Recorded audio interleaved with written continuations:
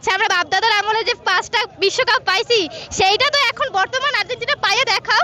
কথা যে কোনো একদিন আমরা হচ্ছে 7 গোলে হেরে গিয়েছিলাম, কিন্তু হারার পরেও তো আমাদের কাছে 5টা বিশ্বকাপ আছে, কিন্তু তাদের কাছে তো সেটাও নাই। ইনশাল্লাহ ইনশাল্লাহ আল্লাহ যদি চায় তাহলে আমরা এবারও বিশ্বকাপ পাবো ইনশাল্লাহ। অরিন কেমন আছো? অবশ্যই খুব ভালো আছি, কিন্তু গরমে একটু খারাপ লাগতেছে। হ্যাঁ, আসলে আমরা এখানে কেন জড়ো হয়েছি বলো তো? আমরা আজকে জড়ো হয়েছি বরিশালের যত হচ্ছে ব্রাজিল সমর্থকরা আছে তারা এখানে জড়ো হয়েছে, এবং আজকে হচ্ছে আমরা একটা মিছিল দেব, সারা বরিশাল শহর ঘুরবো, দ্যাটস ওয়াই আমরা হচ্ছে জড়ো হয়েছি।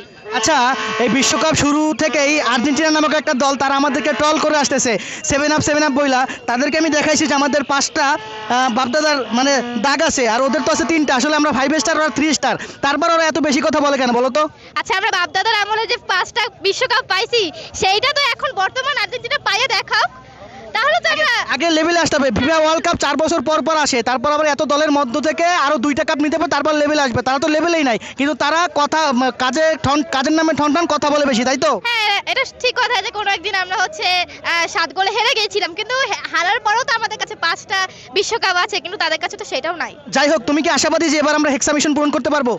ইনশাল্লাহ ইনশাল্লাহ আল্লাহ যদি চায় তাহলে আমরা এবারও বিশ্বকাপ পাবো ইনশাল্লাহ। অসংখ্য ধন্যবাদ এবং ভামোস ব্রাজিল, সবাইকে অসংখ্য ধন্যবাদ। Brazil yes!